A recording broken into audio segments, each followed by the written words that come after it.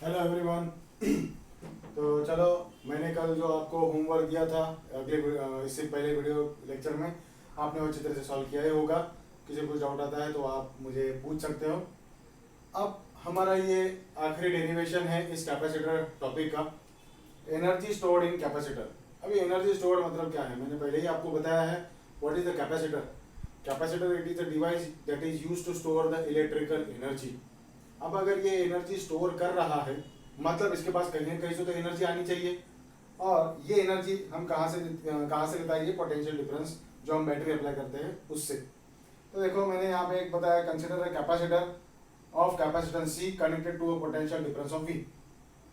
Capacitor charge होता है, और जब ये चार्ज होता है तब यहाँ पे एक प्लेट से दूसरी प्लेट की तरफ वो इलेक्ट्रॉन को ट्रांसफर करता है।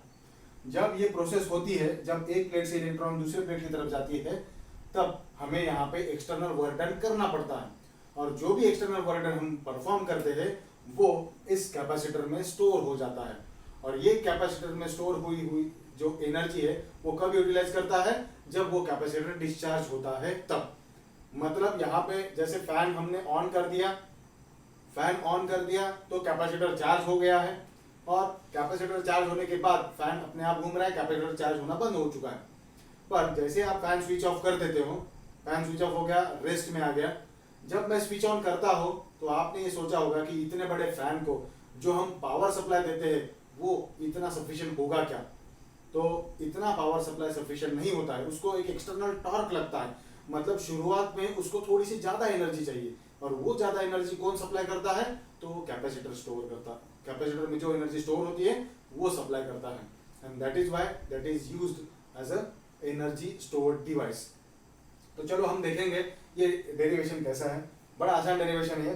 तो हमने यहाँ पे कैपेसिटर लिया है जिसका कैपेसिटेंस सी है, पोटेंशियल डिफरेंस क्या है, वहाँ पे वी अप्लाई कर दिया है। अब जब ये प्रोसेस मतलब चार्जिंग की प्रोसेस हो रही है, इसका जो टोटल कैपेसिटर जब चार्ज हो जाएगा तो कितना आएगा उसका चार्ज? तो सी क्यू आएगा। So C is equal to Q by V. Let us say equation number 1। ये कब आ जाएगा? जब वो फुल्ली चार्ज हो जाएगा तब। अब इसके दौरान लेट अस से let small Q be the charge during the process of charging. Clear है? अब ये क्यू कहीं तो भी आ गया तो उस वक्त कैपेसिटेंस क्या रहेगा? कैपेसिटर का फॉर्मूला क्या है? Q by we.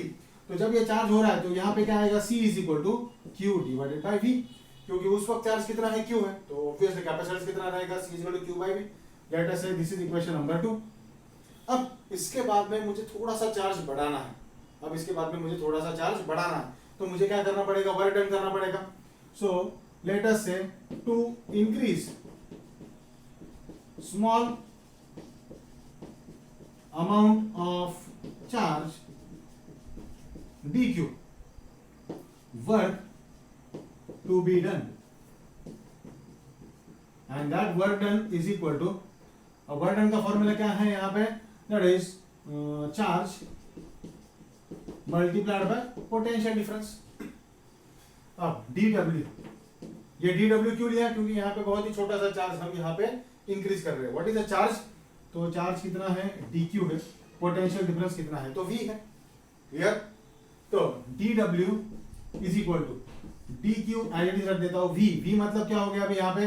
देखो, from equation number 2 what is v? That is q divided by c। Clear है? तो ये क्या हो गया? dw is equal to q divided by c into dq। ये आ गया हमारा इक्वेशन, छोटा सा वर्क डन। अब मुझे अगर यहाँ पे टोटल वर्क डन निकालना है, so total work done W is equal to integration dw। Clear? Is equal to integration, यहाँ पे क्या है? Q upon C into D, Q by C into D Q. मैंने पहले बताया आपको कि अगर कैपेसिटर फुल्ली चार्ज हो जाता है तो टोटल चार्ज कितना आएगा? इसके ऊपर Q आएगा। तो मुझे यहाँ पे इंटीग्रेशन के लिमिट रखने पड़ेंगे। ये 0 टू W हो गया, और 0 टू कैपिटल Q हो गया। क्लियर? अब बड़ा सिंपल है। तो ये आ गया capital W is equal to 1 upon C, C is the capacitance constant. तो integration Q into D Q, 0 to Q, 1 upon C into Q square upon 2 into 0 to Q, मतलब ये यहाँ पे लिमिट मैंने रख दी है 0 to Q. So W is equal to 1 upon C into bracket, ये क्यू पहले सब्स्टिट्यूट कर देंगे, Q square upon 2 minus 0। Clear? तो W इज इक्वल टू क्या आएगा, half Q square by C. तो ये आ गया आपका वर्क डन। क्लियर? इसके अलग अलग फॉर्म है। तो अब हमको पता है Q is equal to C V, यहां से सब्स्टिट्यूट करेंगे। So W is equal to half into C square V square upon C. So W is equal to half C V square, ये आ गया पहला दूसरा फॉर्मूला। अब हम क्या करेंगे यहाँ पे तो तीसरा फॉर्मूला बनाएंगे। So W is equal to half C V square, half C मतलब क्या हो गया, Q divided by V into V square, ये V और ये V कैंसिल हो गया। So W is equal to half Q into V, ये आ गया तीसरा फॉर्मूला। मतलब ये इक्वेशन नंबर 1, ये इक्वेशन नंबर 2 और ये इक्वेशन नंबर 3, ऐसे 3 फॉर्मूले हमको एनर्जी स्टोर के लिए यूज करने होंगे। अब ये तो हो गया पूरा का पूरा कैपेसिटर चार्जिंग का फॉर्मूला। एक इंपॉर्टेंट पॉइंट मैं यहाँ पे बताना चाहता हूँ आपको कि देखो यहाँ पे जो एनर्जी स्टोर हो चुकी है उसके लिए एनर्जी स्टोर इन कैपेसिटर क्या फॉर्मूला आ गया अपना, हाफ क्यू वी आ गया।